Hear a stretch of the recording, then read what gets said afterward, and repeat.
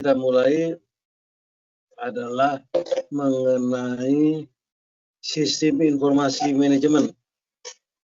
Jadi sistem informasi manajemen topiknya adalah mengenai tahapan pengembangan SI, kemudian model-model pengembangan SI, kemudian perbedaan dan persamaan tahapan antara model pengembangan SI. Jadi ada 3 topik ini. Pertama adalah mengenai tujuan.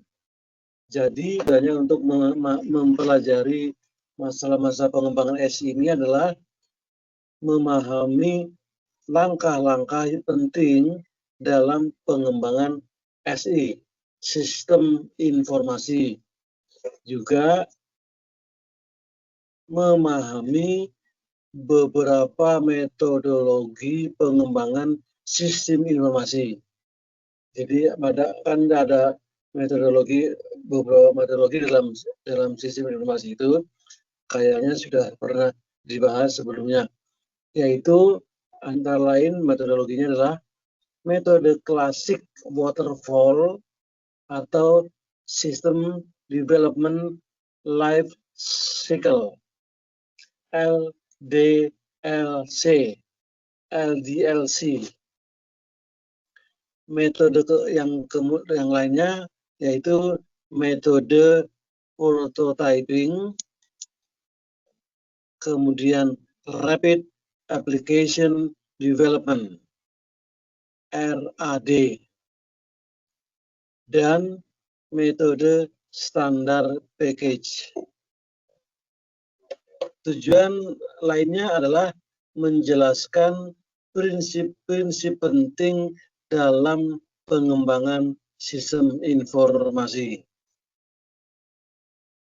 Ya, itu tadi mengenai sistemnya. Kemudian disebutkan bahwa pengembangan sistem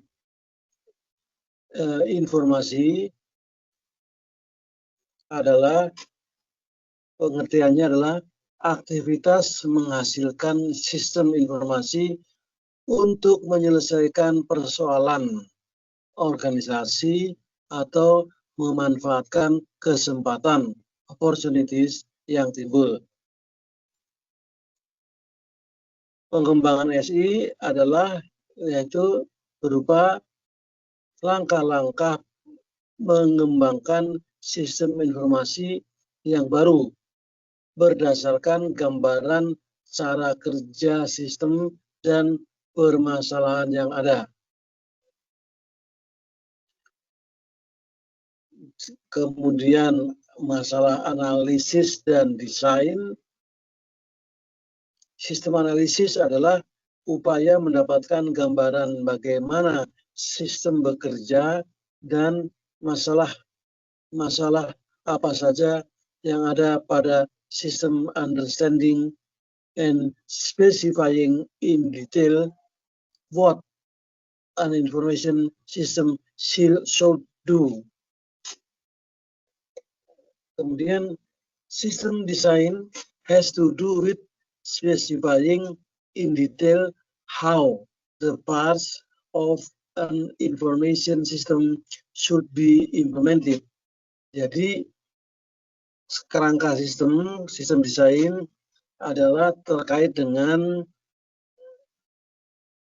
specifying in detail. Jadi dengan memberikan spesifikasi ataupun rincian-rincian detail bagaimana bagian-bagian dari sistem informasi harus diimplemented, harus dilaksanakan. Kemudian pendekatan pengembangan sistem information management, ini pendekatan pengembangannya ya. Manajemen information sistem yang dirancang untuk mendukung kebutuhan operasional manajerial dan pembuatan keputusan dari suatu organisasi. MIS, Management Information System, mengumpulkan, menyimpan, dan memproses data ke dalam informasi yang digunakan manajemen untuk meraih tujuan organisasi. Pengembangan MIS mencakup pemahaman bahwa kebutuhan informasi organisasi, teknologi yang digunakan, dan tata kelola yang baik dapat menjamin pelaksanaan sistem yang efektif dan efisien. Itu jadi mengenai pendekatan pengembangan sistem informasi manajemen.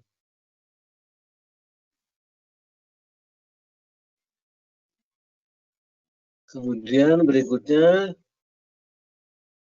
yaitu mengenai primary objective of MIS development, tujuan utama dari pengembangan MIS, Management Information System, yaitu untuk mensupport decision making. Jadi mendukung decision making, pengambilan keputusan. Providing accurate, relevant, and timely information for decision making. Jadi memberikan semacam informasi yang akurat, yang relevan, dan juga timely kepada decision making. Yang kedua adalah improve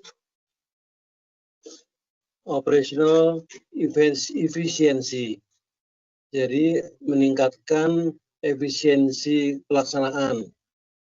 Have atau automate and integrate various operational function. Kemudian yang ketiga, better resource management. Ya. Memberikan suatu manajemen sumber daya yang lebih baik. Assist management in optimizing resource allocation. Kemudian yang keempatnya, enhance analytical capabilities. Jadi meningkatkan kapabilitas analisis. Ya. Offer data for in-depth analysis and performance evaluation. Jadi menawarkan suatu data untuk analisa yang lebih mendalam dan kebijakan atau evaluasi, penampilan evaluasi. Kemudian berikutnya adalah requirement analysis dalam pengembangan sistem. Jadi analisis yang diperlukan dalam pengembangan sistem. Apa sajakah? Jadi metode pengembangan sistem, terdapat banyak metode pengembangan sistem informasi. Metode yang sudah disebutkan tadi itu antara lain adalah metode yang paling klasik disebut sebagai System Development Life Cycles, SDLC, atau sering juga disebut sebagai Waterfall Method. Ya. Metode-metode lain yang akan dibahas adalah metode prototyping, rapid application development, metode agile, dan metode standard package. Macam-macam metodologi pengembangan sistem. Jadi, mengapa perlu memahami proses pengembangan SI? Jadi, karena capability maturity model CMM, kerangka kerja itu adalah merupakan suatu kerangka kerja standar untuk menilai tingkat kematangan proses dan produk pengembangan dan pengelolaan sistem informasi suatu organisasi. Model ini terdiri dari 5 tingkat kematangan, yaitu level 1 awal, ya, satu awal, untuk proyek pengembangan sistem tidak mengikuti proses yang ditentukan. Level 2-nya dapat diulang, repeatable, proses dan praktek manajemen proyek ditetapkan untuk melacak biaya, jadwal, dan fungsionalitas proyek. Yang level ketiga ditetapkan, define, yaitu proses pengembangan sistem standar metodologi dibeli atau dikembangkan. Semua proyek menggunakan versi proses ini. Level keempat, manage, terkelola, sasaran yang terukur untuk kualitas dan produktivitas ditetapkan. Level kelima adalah pengoptimalan, optimizing. Jadi proses pengembangan sistem standar terus dipantau dan ditingkatkan berdasarkan ukuran dan analisis data yang ditetapkan di level 4. Alasan perlunya metodologi pengembangan sistem adalah: 1. Menjamin adanya konsistensi proses. Kedua, dapat diterapkan dalam berbagai jenis proyek. Yang ketiga, mengurangi risiko kesalahan dan pengambilan jalan pintas. Keempat, menuntut adanya dokumentasi yang konsisten, yang bermanfaat bagi personal baru dalam tim proyek. Nah, kita mulai masuk ke metodenya itu sendiri, yaitu metode System Development Life Cycle, SLDC. SDLC ya, salah nih, SDLC. Metode ini adalah metode pengembangan sistem informasi yang pertama kali digunakan, makanya disebut dengan metode tradisional. Metode ini prototipenya adalah tahap-tahapan pekerjaan yang dilakukan oleh analisis sistem dan programmer dalam membangun sistem informasi.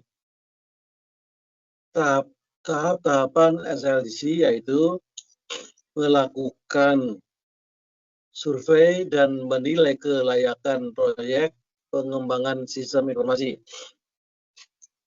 mempelajari dan menganalisis sistem informasi yang sedang berjalan, menentukan permintaan pemakaian sistem informasi, memilih solusi atau pemecahan masalah yang paling baik, menentukan perangkat keras dan perangkat lunak, komputer, hardware, dan software, merancang sistem informasi baru, mengkomunikasikan dan mengimplementasikan sistem informasi baru, kemudian berikutnya dan terakhir, memelihara dan melakukan perbaikan peningkatan sistem informasi baru.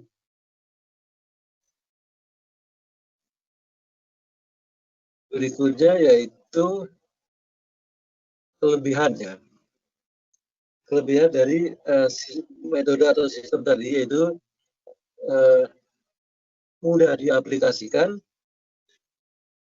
memberikan template tentang metode analisis. Jadi memberikan template tentang metode analisis, desain, pengkodean, pengujian, dan pemeliharaan. Jadi ada template-nya. Kemudian kekurangan dari metode klasik tadi, kekurangannya adalah jarang sekali proyek real mengikuti aliran sekuensial yang dianjurkan model, karena model ini bisa melakukan iterasi tidak langsung.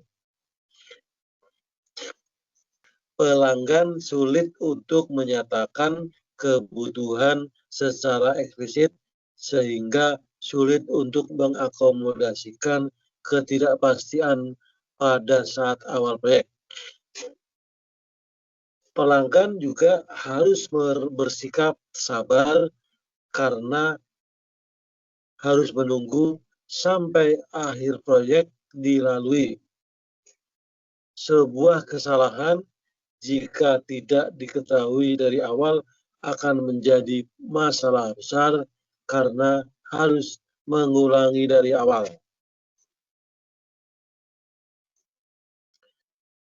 Dan berikutnya adalah pengembangan sering melakukan penundaan yang tidak perlu karena anggota tim proyek harus menunggu tim lain untuk melengkapi tugas karena memiliki ketergantungan hal lain, menyebabkan penggunaan waktu tidak efisien.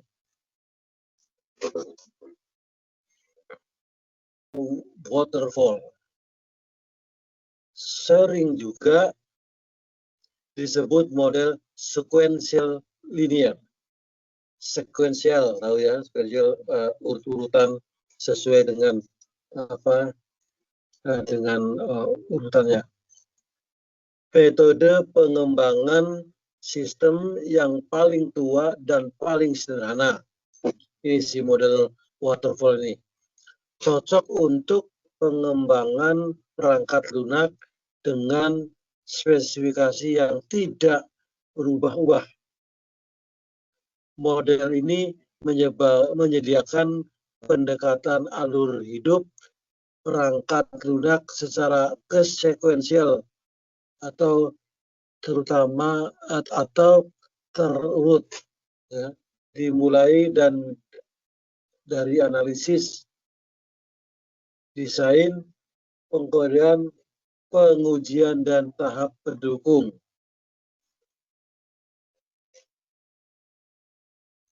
Tahapannya adalah analisis kebutuhan perangkat lunak, desain, pembuatan kode program, pengujian, pendukung, atau pemeliharaan.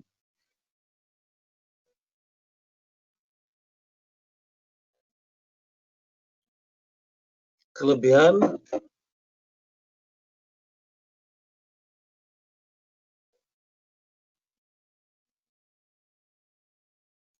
kualitas dari sistem yang dihasilkan akan baik. Ini dikarenakan oleh pelaksanaannya secara bertahap, sehingga tidak terfokus pada tahapan tertentu.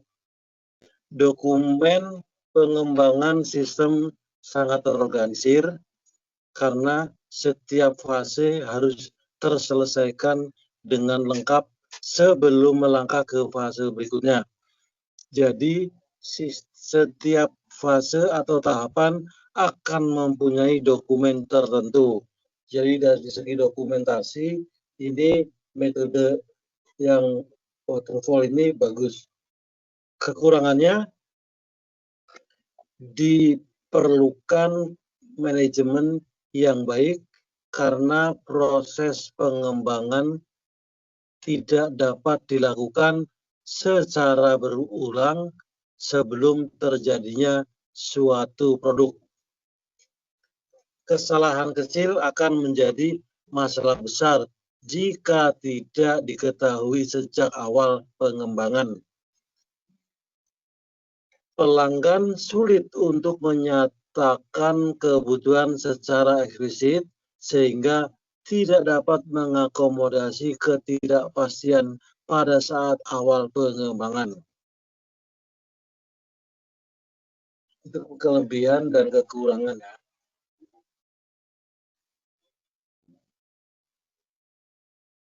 Nah, kemudian berikutnya adalah mengenai model sekuensial berurutan, linear, atau waterfall development model. Menurut Pressman 2015, model waterfall adalah model klasik yang bersifat sistematis berurutan dalam membangun software. Nama model ini sebenarnya adalah Linear Sequential Model, LSM.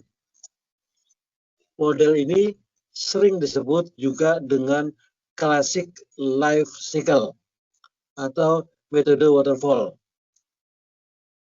Model ini termasuk ke dalam model generik pada rekayasa perangkat lunak dan pertama kali diperkenalkan oleh Winston Royce sekitar 1970, sehingga sering dianggap kuno, tapi merupakan model yang paling layak dipakai dalam software engineering, SE. Model ini melakukan pendekatan secara sistematis dan berurutan. Disebut dengan waterfall karena tahap demi tahap yang dilalui harus menunggu selesainya tahapan sebelumnya dan berjalan berurutan.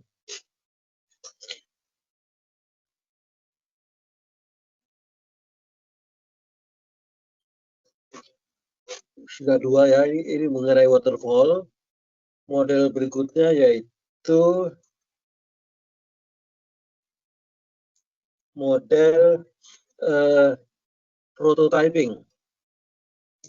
Prototyping adalah proses iteratif dalam pengembangan sistem di mana requirement diubah ke dalam sistem yang bekerja, working system, yang secara terus-menerus diperbaiki melalui kerjasama antar user dan analis.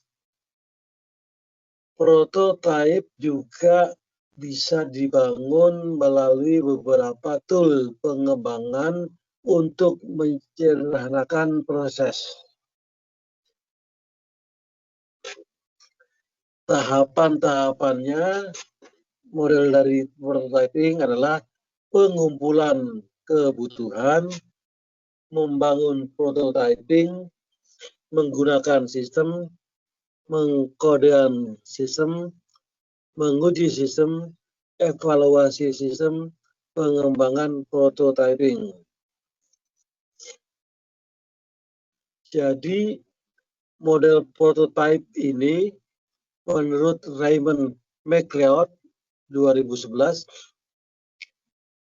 Prototipe ini didefinisikan sebagai alat yang memberikan ide bagi pembuat maupun pemakai potensial tentang cara sistem berfungsi dalam bentuk lengkapnya dan proses untuk menghasilkan sebuah prototipe disebut prototyping.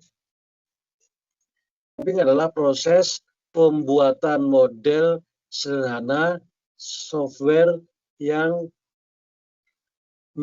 mengizinkan pengguna memiliki gambaran dasar tentang program serta melakukan pengujian awal.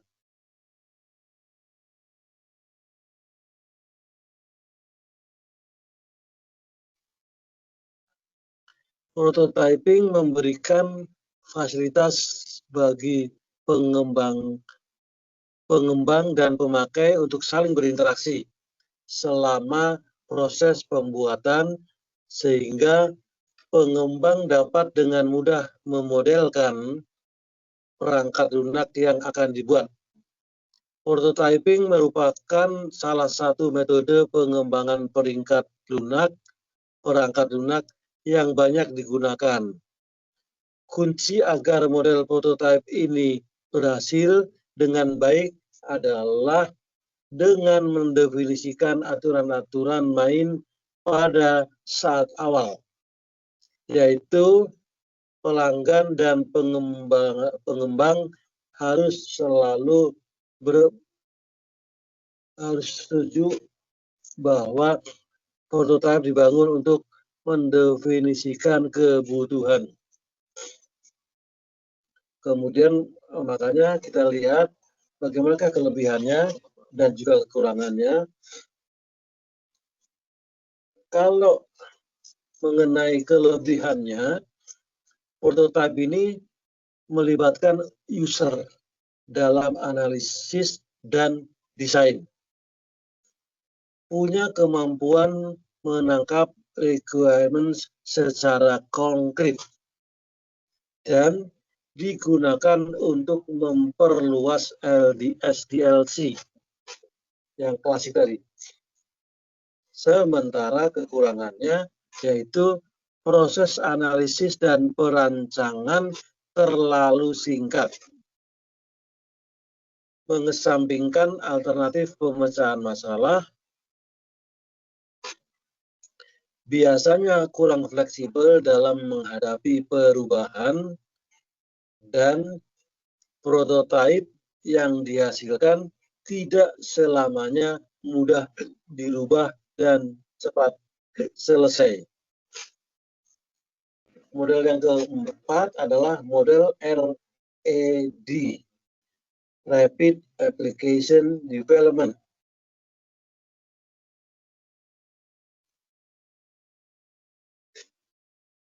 Jadi RAD ini adalah penggabungan beberapa metode atau teknik terstruktur. RAD menggunakan metode prototyping dan teknik terstruktur lainnya untuk menentukan kebutuhan user dan perancangan sistem information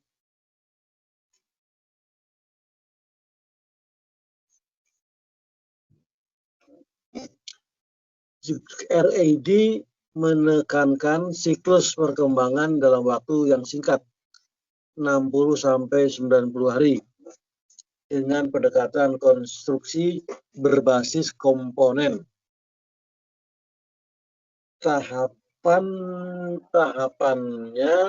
model RAD ini business modeling, testing and turnover, application generation, process modeling, data modeling.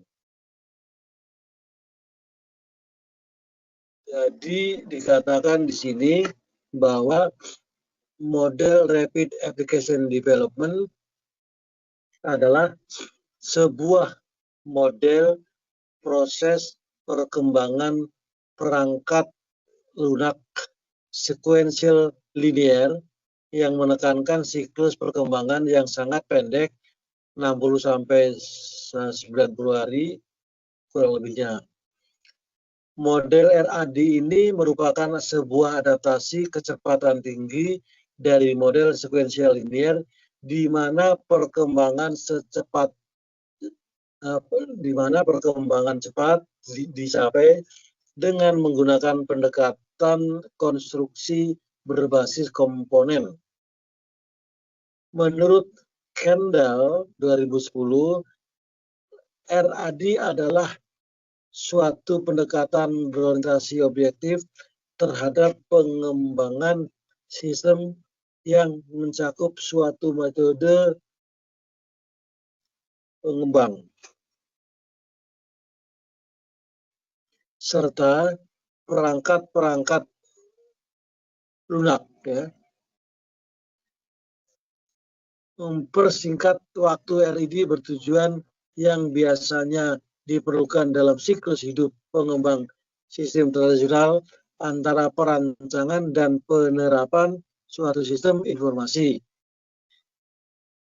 Pada akhirnya RAD sama-sama berusaha memenuhi syarat-syarat bisnis yang berubah secara cepat. Mengenai kelebihan dan kekurangan, kalau kelebihannya RID ini rapid tadi mengikuti tahapan pengembangan sistem seperti umumnya, tetapi mempunyai kemampuan untuk menggunakan kembali komponen yang ada, reusable object. Setiap fungsi dapat dimodulkan dalam waktu tertentu dan dapat dibicarakan oleh tim RAD yang terpisah dan kemudian diintegrasikan sehingga waktu lebih efisien. Nah, kemudian kekurangannya yaitu tidak cocok untuk proyek skala besar. Proyek bisa gagal karena waktu yang disepakati tidak dipenuhi. Sistem yang tidak bisa dimodularisasi tidak cocok untuk model ini. Risiko teknis yang tinggi juga kurang cocok untuk model ini. Model spiral model.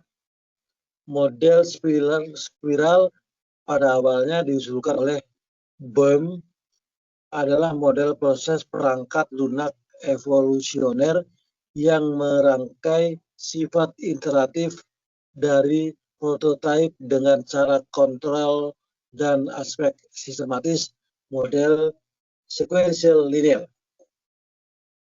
Model iteratif ditandai dengan tingkah laku yang memungkinkan pengembang mengembangkan versi perangkat lunak yang lebih lengkap secara bertahap. Tahapannya, model spiral ini komunikasi pelanggan, perencanaan, analisis risiko, perekayasaan, konstruksi dan peluncuran, serta akhirnya evaluasi pelanggan.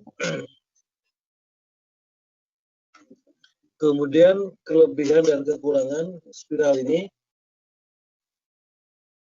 Kelebihannya dapat disesuaikan model ini agar perangkat lunak bisa dipakai selama hidup perangkat lunak komputer.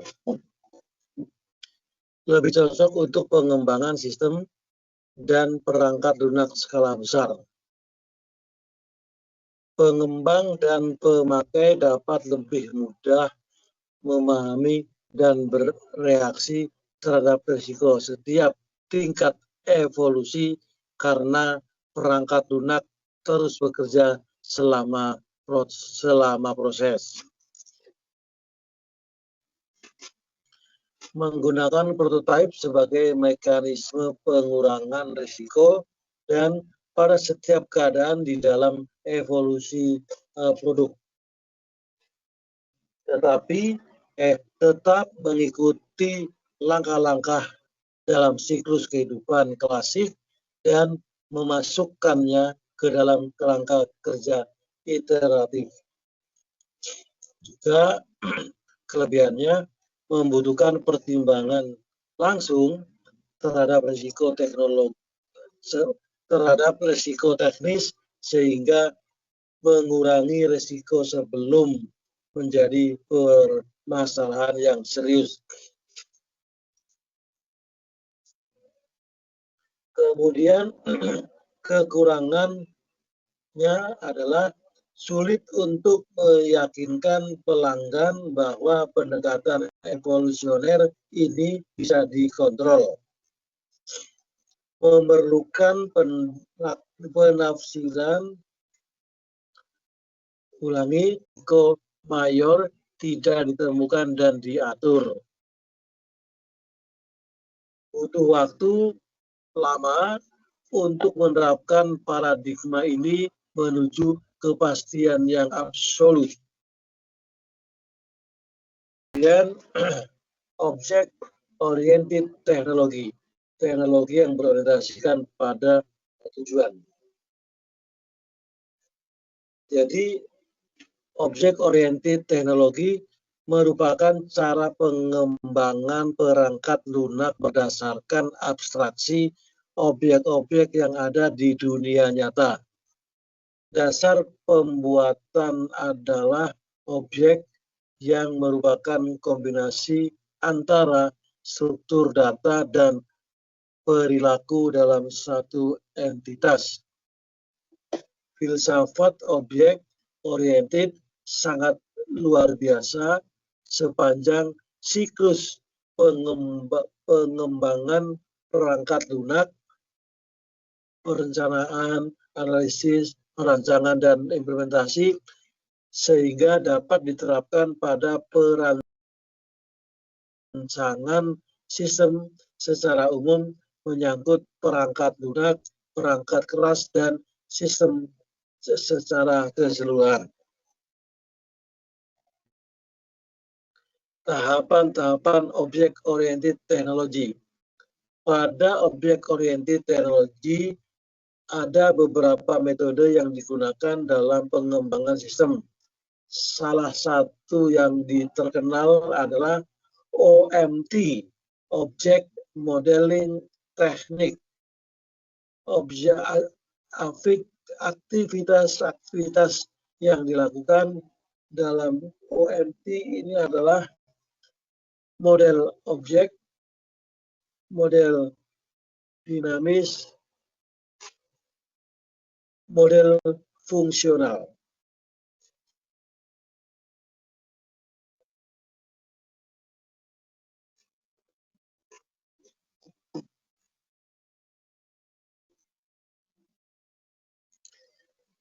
Jadi kelebihannya adalah dari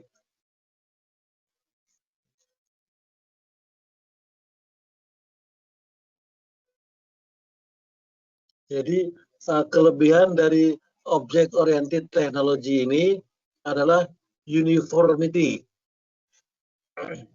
OMT memungkinkan merancangan user interface secara terintegrasi bersama dengan perancangan perangkat lunak sekaligus dengan perancangan basis data. Yang berikutnya, understandability. Kode-kode yang dihasilkan dapat diorganisasi ke dalam kelas-kelas yang berhubungan dengan masalah sesungguhnya, sehingga lebih mudah dipahami.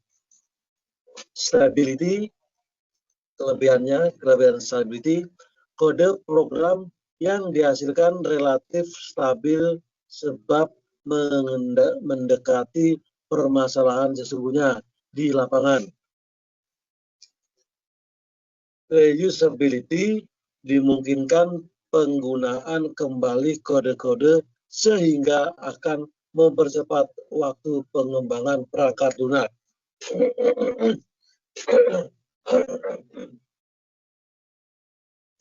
Kemudian kelemahannya, metode berorientasi objek merupakan konsep yang relatif baru sehingga belum ada standar yang diterima semua pihak dalam menentukan tool apa yang digunakan sebagai dasar analisis serta perancangan perangkat lunak. Yang ketujuh terakhir kayaknya adalah metode end user development. Di sini pengembangan dilakukan langsung oleh end user, pengguna terakhir. Keterlibatan langsung end user sangat menguntungkan karena memahami benar bagaimana sistem bekerja. Artinya tahap analisis sistem dapat dilakukan lebih cepat. Kelemahannya adalah pada pengendalian mutu dan kecenderungan tumbuhnya private sistem informasi. Integrasi dengan sistem yang lain menjadi sulit. Tahapan-tahapan EUD, End User Development, yaitu tahap analisis, tahap inisiasi, yaitu initiation, yaitu tahap di mana organisasi atau perusahaan mulai pertama kali mengenal teknologi informasi. Tahap ketularan, contagion, tahap kendali, kontrol, dan tahap matang, mature. Kemudian kelebihan kekurangannya, maka adalah kelebihan dapat menghindari permasalahan kemacetan di Departemen Sistem Informasi. Kebutuhan pemakai sistem dapat lebih terpenuhi karena dapat dikembangkan sendiri oleh pemakai. Menambah atau meningkatkan partisipasi aktif pemakai dalam proses pengembangan sistemnya, sehingga akan ada kepuasan sendiri dari pemakai sistem. Dapat menambahkan kualitas pemahaman pemakai terhadap aplikasi yang dikembangkan serta teknologi yang digunakan dalam sistem. Itu adalah mengenai kelebihan-kelebihannya. Kekurangannya ada 3. 1, karena pemakai sistem harus mengembangkan aplikasinya sendiri, maka dalam hal ini pemakai sekaligus pengembang sistem dituntut untuk memiliki pemahaman mengenai teknologi informasi, komputer literasi, serta pemahaman tentang pengembangan sistem informasi. End user computing memiliki risiko dapat mengganggu bahkan merusak sistem informasi di luar yang dikembangkan oleh pemakai sistem. Dan yang terakhir, kekurangannya adalah end user computing pasti akan berhadapan dengan masalah kemampuan teknis pemakai sekaligus pengembang sistem. Para mahasiswa sekalian, demikianlah pemaparan mengenai sistem informasi manajemen, yaitu tahap pengembangan SI. Saya menyadari dan juga mungkin para mahasiswa juga setuju bahwa materi ini agak rumit, terlalu detail. Tahap-tahap pengembangan sangat dibutuhkan orang-orang yang memang cinta dengan sistem informasi manajemen ini, karena tidak hanya pengetahuan teori tetapi juga pengetahuan mengenai pemahaman apa-apa yang dibicarakan secara teknis.